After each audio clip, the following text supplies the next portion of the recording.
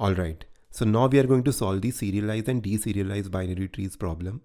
So this is one of the most important trees problem from an interview standpoint, and it is also a hard level LeetCode problem. So here our goal is to design two functions. First is the serialize function to basically convert a given binary tree into a string format, and the second is going to be a deserialize function to essentially convert that string back into the original binary tree structure, right? Now you may wonder, why do we even need this? So maybe think about real world systems. Suppose you are building a system that needs to send tree-based data like directory structures, syntax trees or decision trees over the network, or maybe save it to a file.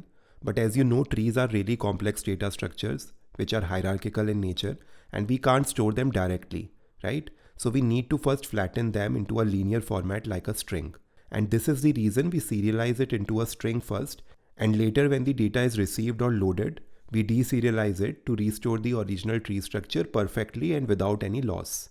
So that's our task, and here's the sample tree we will use throughout this lesson, right? So now before we dive into the solution, let's try to understand how to approach this problem smartly. So firstly, we will talk about the serialization process.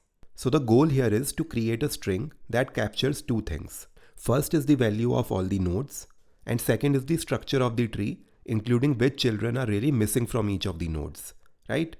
So now there can be different algorithms that we can follow to actually serialize a tree into a string, but we will particularly use the preorder traversal and store the nodes of the tree in the preorder format into a string, right? And why do we choose preorder traversal? So maybe you can think of building a house. You start at the foundation, which is the root, then you move to one side, that is the left subtree, and then to the other side, which is the right subtree, right? So preorder allows us to capture the root first, which is essential because we need a top-down way to reconstruct the tree later. Also, since preorder visits the nodes in the same order in which we actually want to rebuild them during deserialization, it helps keeps the logic really simple and natural for us. And whenever we encounter a missing child during the serialization process on any node, we just write null in our serialized string to denote that, right? And this particular point is really critical because without these null markers, we will lose the structural information of the tree and we won't be able to rebuild the tree exactly later, right? So that's the serialization process that we are going to follow. Now coming to the deserialization process, that is going to be simply the reverse process of serialization, right? So we read the string from the left to the right, and if we encounter a null, we know this is a missing node and we return none. Otherwise, we create a node with the current value and recursively assign its left and the right children, right, in the preorder format. And because the values are laid out in the preorder format, and since we are also reading in preorder, the recursive calls naturally rebuild the trees in the correct shape, right? So that's the entire intuition behind solving this particular problem, the entire serialization process and the deserialization process. Let's now try to simulate this serialization process step by step using a preorder traversal on this given tree. So we walk through this in the exact traversal order. So we begin at the root of the tree. Now the current node has a value of 1, right? So we just add it to our serialized string, and this first element marks the presence of a root node, right? Now we move to the left child of node 1. The left child is node 2. Node 2 is a valid node, so we append 2 into the result list. Now node 2 has no left child, so we record this by simply appending null, right? Node 2 also doesn't have a right child, so again we append null. Now we go back to node 1 and process its right child, which is node 3. Node 3 is again valid, so we add 3 to the result. Now node 3 has a left child, which is node 4, right? So we move there. Now we again serialize node 4 by appending 4 to the string. Now node 4 has no left child, so we record this with a null, right? Node 4 also doesn't have a right child, so again we append null in its place, right? Then we return to node 3 and now process its right child, which is node 5. Now node 5 is valid, so we just add 5 to the result. Now node 5's left child is null, so we just add null to the string. Now node 5's right child is also null, so we add null for that as well, right?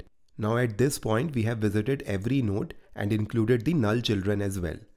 And this is how the final serialized string looks like for the given binary tree. Now maybe let's try to rebuild the tree from the string. So the first value is 1, so we create a root node with value 1. Next is 2, we attach a new node with value 2 as the left child of node 1, right? Then we encounter null, This means node 2 has no left child, and then there is another null, which means node 2 doesn't have a right child either, right?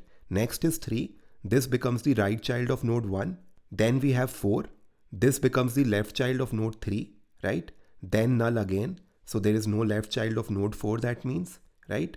And then we have another null. That means node 4 doesn't have a right child also. Then we get value 5 and we add it as the right child of node 3 because we are done building all the elements in the left subtree of 3, right? Then we have null again, right? Which means node 5 has no left child, right? And again we get null, which means node 5 doesn't have a right child as well, right? And now at this point we are done. The tree has been successfully reconstructed as a part of the deserialization process, right? So that's the entire solution. Now maybe let's see the code for its implementation. So first and foremost, we define the tree node class, which is the fundamental building block of a binary tree. And we define the constructor using the init method, right? Which assigns the val passed during the creation and then initializes the left and the right child pointers to none, meaning this node initially has no children. Now we define a new class, and this class will contain both our serialization and deserialization logic. Now we define the serialize method. It takes the root, that is the root node of the binary tree, and returns a serialized string, right? Now inside the serialize function, we define a nested helper function called Preorder Traversal, and this function performs a preorder traversal on the tree. That is, it visits the node first, then traverses its left subtree, and then the right subtree. Now this is going to be the base case of our recursive traversal. If the current node is none, we simply append the string null to the result list, right? And this indicates that this part of the tree has no child, and it is absolutely essential to preserve the tree structure, and that's why we need to mark them with nulls, which will be useful during deserialization, right? And then finally we return from this call. Now if the current node is not none, that means if the node exists, in that case we just append its value converted into a string into the result, right? Now we recurse into the left and then the right child of the current node, right? This will ensure that we are capturing the structure in the preorder format. Now, although we are returning the root at the end of the traversal over here, this return value is not used actually in our logic anywhere, and it's really optional, right? Now we begin the actual serialization process. First we initialize an empty list, res, to collect the traversal output. Then we call the preorder traversal helper function we just defined on the input root, right?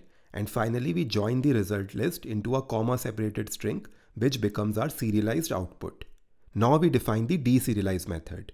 It takes a serialized string and reconstructs the original binary tree from it.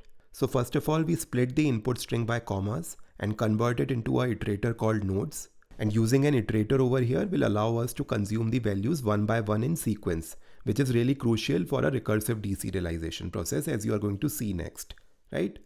Now again we define a helper function called Preorder Traversal, and this mirrors the structure of the serialized data and helps rebuild the tree recursively, right? Now we fetch the next value in the iterator and store it in a variable val, right? And if the value is null, we immediately return none. This represents a missing node, just like in the serialization phase, right? And if the value is not null, we just create a new tree node with that value. And then we recursively assign the left and the right children of this new node by calling the preorder traversal 2 times, as it always considers the next value from the global iterator that we have defined. And because we are reading the values in preorder, this will ensure that the tree is reconstructed exactly as it was, right? And once the left and the right subtrees are attached, we just return the fully built node, right? Finally, back in the main deserialize function, we call this preorder traversal function and return the root of the rebuilt tree, right? So that's the entire implementation. Now maybe let's see the time and the space complexity for it. Now both serialization and deserialization process will have a time complexity of order of n, where n is the number of nodes in the tree, as we are simply visiting every node once in the preorder traversal during the serialization phase, and then we are again visiting every node exactly once during deserialization, right? So overall the time complexity will be order of n over here, and space complexity will also be order of n for both, because in the serialization the output string grows with the number of nodes, which is n, and in the deserialization the recursion stack and the node creation space will be proportional to n, right? So the overall space complexity will also be order of n over here. So that's the entire solution. I hope you understood it well, and now I will see you in the next problem. Happy coding.